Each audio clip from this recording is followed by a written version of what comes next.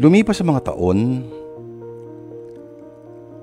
mula sa nakakahiya at nakakatroma na pangyayari ni Jenny, na iniwan siya na luhaan sa simbahan sa isang groom na hindi nagpakita. Lumipas sa mga taon at pinilit ni Jenny magpatuloy lang sa buhay at tumayo. Hindi pa rin siyempre mabubura ng ganap yung sakit sa damdamin, ano? Pero hindi yun naging hadlang para kay Jenny na magpatuloy at kumilala namang bagong mga tao. At dito nakilala niya si Romel. Si Romel ang isang lalaking masasabi niyang hindi siya sinukuan kahit na ilang beses na itong sinubukang pagsaraduhan ng kanyang atensyon. Itong si Romel ay sinuyo at matyagang niligawan siya ng matagal.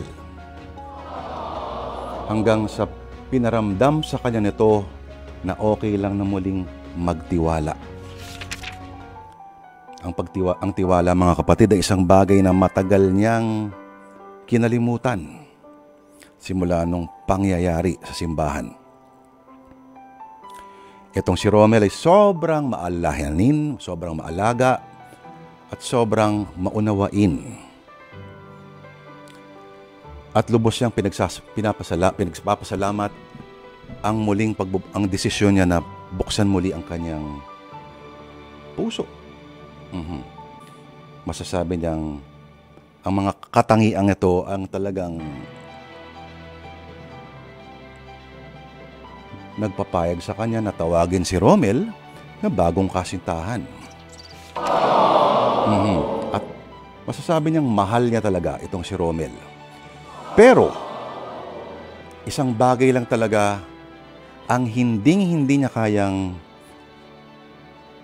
mapaunlak kay Romel. At yan ay ang kasal. Happy 4th anniversary, Han. Happy 4th anniversary, Han. Talagang nag-abala ka pa ng ganito, ha? Ang airport. Of course. Para sa'yo lahat ng to kasi, di ba ang sabi mo, ayaw mong kumain o mag-celebrate sa labas. Yeah, bukod kasi sa traffic. Ayoko na rin magmaneho ka pa ng malayo. Knowing you, alam kong ayaw mong around QC lang tayo mag-celebrate ng anib natin. Gusto mo lagi Tagaytay o Baguio. Kuhang-kuha mo na yung naudlot kong plano. Kilala mo na talaga ako. Bakit? Ano bang plano mo? Magbabagyo nga sana tayo. Sabi ko na nga ba eh. Hindi mo naman ako masisisihan. Ayokong maging normal na araw lang to para sa ating dalawa. You know, I want something special. Gusto kong iparamdam na special ang araw na to. At special ka. This is more than enough, Romel. Sapat na ang araw-araw mong iparamdam sa akin na mahal mo ko. Na-appreciate ko lahat. No, Han. No. Gusto kong maging extra special ang lahat dahil masyado kang special para sa akin. Parang alam ko na kung saan ito papunta. Romel. Pwede mong pakinggan mo muna ang sasabihin ko, Jen. Sige, go ahead. Okay. Alam kong masyadong malaki at masakit ang sugat na naidulot sa iyo nung nangyari sa nakaraan mo. Jenny, ilang beses ko rin namang inuulit-ulit sa iyo na naiintindihan kita, di ba? Because, believe me, I really understand you. Kaya nga kahit paulit-ulit mo tinatanggihan ang proposal ko na pakasalan ka sa loob ng 2 taon, I still understand you every time you said no. Kahit ang totoo, nasasaktan din ako na ayoko lang pakita sa'yo. Alam kong masyado pang maaga ang 4 na taon na pinagsamahan natin para magpasyang lumuhod at at aloking magpakasal sa akin. Pero ano magagawa ko, Jenny? Masyado na ako sigurado sa'yo. Alam kong hindi ko mapapantayan ang pinagsamahan niyo ng ex mo. Pero, kailangan ko ba bang lagpasan ng mga yun? Para muli kang yayain na pakasalan ako? Dapat pa ba na umabot muna tayo ng 8 taon? No, hon. No. Hindi sa ganun. Hindi yun ang intensyon ko. Hindi lang talaga ako handa pang magpakasal sa ngayon. Oy, kung ganun, bigyan mo naman ako ng matibay na pangahawakan, Jenny. Pakita mo naman sa akin na may patutunguhan tong pagsasama natin. Dahil ako, isang oo mo lang, handa kitang pakasalan kahit na sa anong simbahan. Jenny, I'm just waiting for you. I'm just waiting.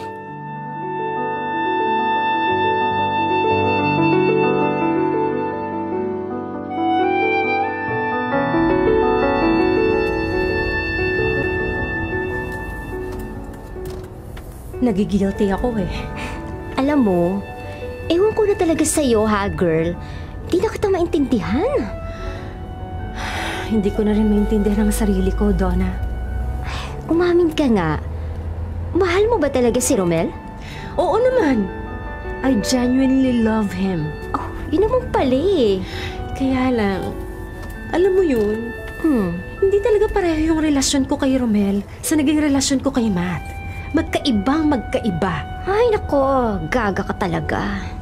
Malamang magkaiba talaga, di ba no? Bakit? Ang hinahanap mo ba yung pareho lang gaya ng dati? Hello girl, hindi ba obvious? Magkaibang tao sila, ano ba? Ano yung na-expect mo? Pareho dapat gaya ng kung anong nakasanayan mo sa relasyon mo kay Matt? Hindi sila magiging pareho. Dahil sigurado ako, hindi kay iwan ni Romel sa gitna ng altar. Sa kanya na rin ang galing mismo, di ba?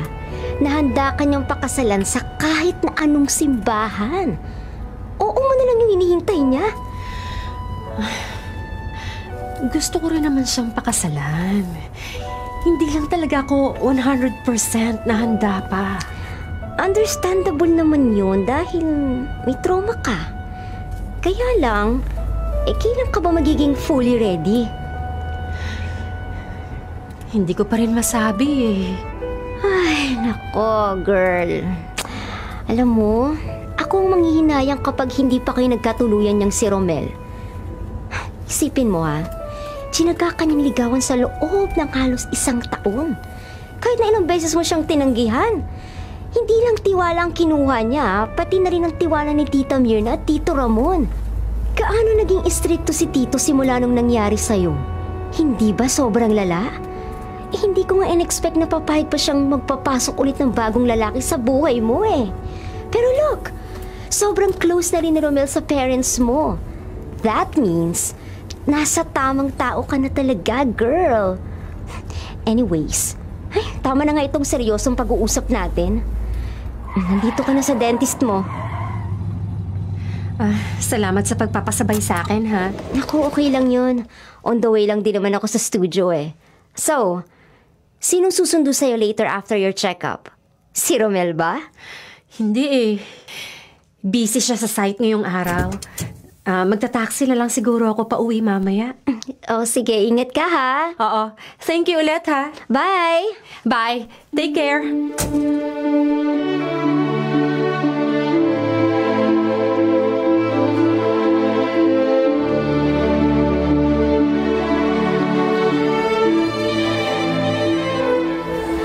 Hello, anak?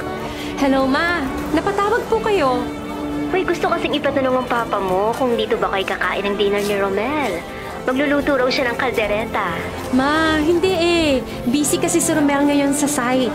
Overtime siya ron ngayon. Pero ako po, pauwi dyan ngayon. Dyan po ako matutulog. Ganun ba, anak? O siya, sige. Ipapaalam ko sa papa mo. Nasaan ka na ba? Pauwi ka na ba? Katatapos lang po ng check-up ko sa dentist. Naghihintay na lang po ako ngayon ng taxi. Ma, may taxi na po. Ibababa ko na po itong tawag, ha? Okay, anak. Ingat ka, ha? Thank you, Ma. Bye! Taxi! That voice. Matt? Jenny? Ikaw ba yan? Si Matt.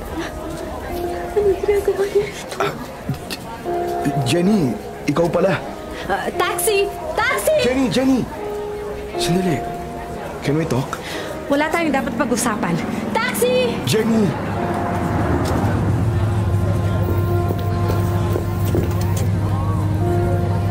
Jenny, please. Kuya! Kuya, tara na po!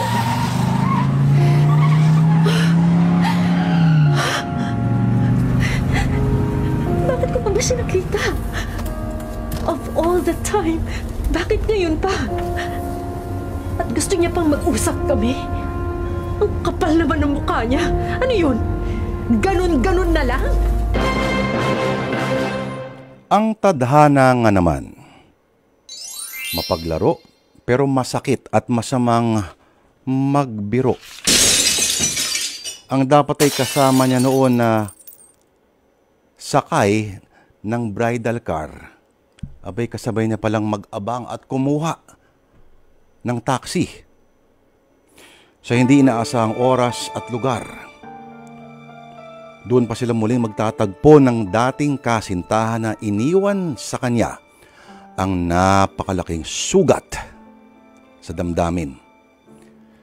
At sa kanilang muling paghaharap, mabigyan kaya ng linaw at pagpapatuloy ang dating naputol na samahan. Magkaroon kaya ng pagkakataon na sila'y magkaayos at maging muling magkaibigan at magkaroon itong si Romel. Itong si Matt. O meron ba siyang gagawing napakahabang paliwanagan? Meron pa kayang muling sisiklab sa kanilang mga damdamin?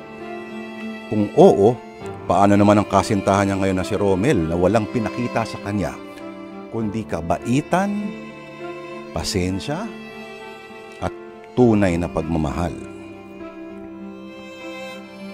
Paano kaya kung ang muling pag-cruise ng kanilang mga landas ni Matt ay mag-iiwan kay Jenny ng gulo at pagkalito sa kanyang puso't isipan? Hi, Jenny. This is Matt. Can we talk? Alam kong malaki ang kasalanan ko sa'yo, Jenny. But please, I'm begging you. Talk to me. Bigyan mo sana ako ng chance na magpaliwanag. Jenny, marami akong gustong sabihin sa'yo. Jenny, wag mo namang i-ignore ang mga message ko sa'yo. Kausapin mo naman ako. Willing akong maghintay, Jenny. Hanggat kausapin mo na ako. Ayan. Hey! Kanina ka pa? Hindi naman. Hindi mo ba narinig yung pagpark ko ng kotse sa labas? Oh, hindi ko napansin eh. You good? Oo naman. Kumain ka na ba? Hindi pa nga eh. Tara sa labas. Maghahain ako para makakain ka. Wait, Han. Bakit? Mukhang pagod ka eh. Okay ka lang ba talaga? Oo naman. Baka kulang lang ako sa tulog. Halika nga dito. I'll give you a hug. Okay. I need that. Yan. Eto, ganito ba kayo fit, ha? Hindi ako makahinga. Okay. Teka. Gusto mo bang bumisita tayo kay mama at papa? Sa bahay? Bakit? Well, para ma-relax ka. Hindi ka ba busy sa site? Well, busy. Pero, kaya na yun ng mga tao ko. And I'll always make time for you, Han. So ano, gusto mo ba? Pwede tayong pumunta tomorrow. Hindi na lang muna siguro. Why? Ano kasi... may usapan kami. May usapan kami ni Donna bukas na magkikita kami. Talaga? Well, gusto mo, samahan kita. Hindi na. Girls night out kasi. Oh, okay. Pero, pwede bang at least pangmaneho man lang kita? Oh, sure, hon. Walang problema. Well, good. I love you. I love you too.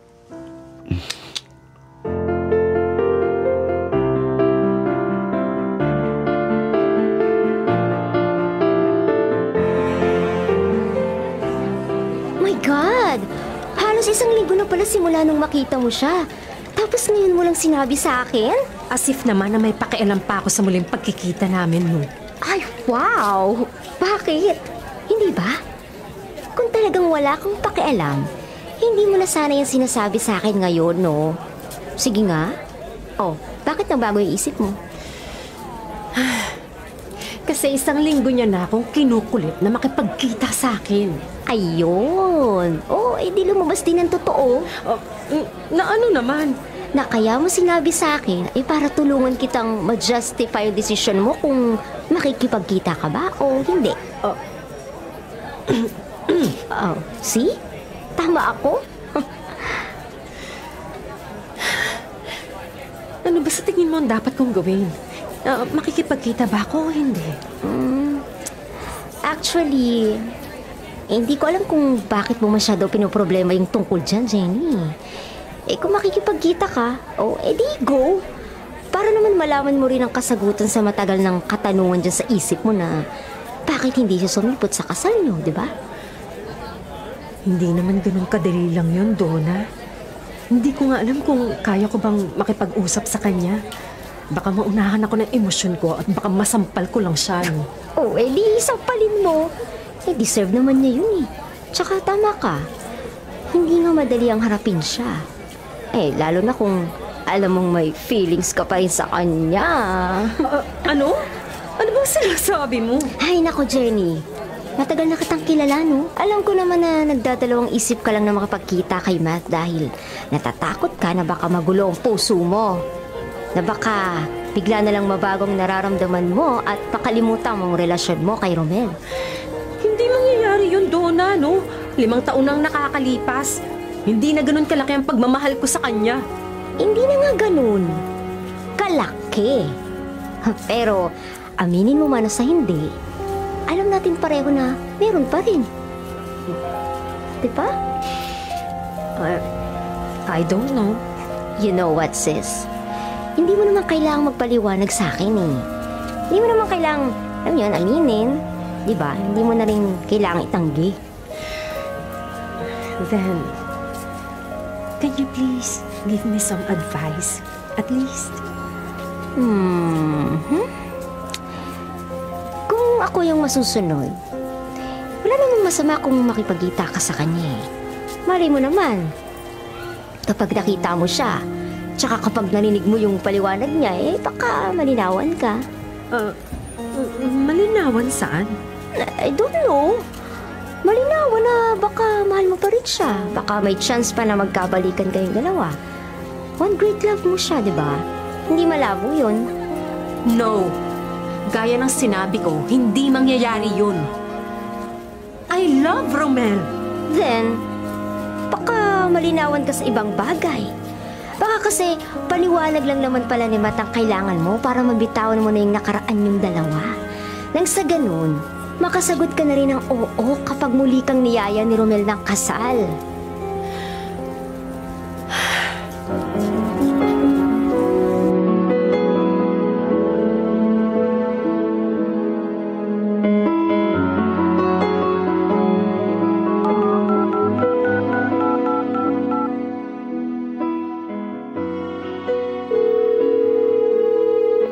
Hello? Jen? Buti naman tinawagan mo ako. Ang tagal kong inintay na kausapin. Magkita tayo sa Lunes. Sa likod ng simbahan kung saan dapat tayo ikakasal. Hihintayin kita doon ng 6:00 ng gabi. Sige.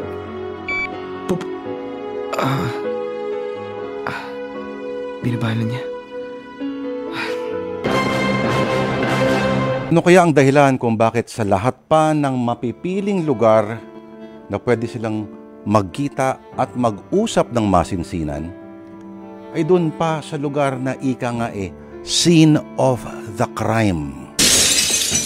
Sa simbahan kung saan hinayaan ni Matt itong si Jenny na maghintay at maghintay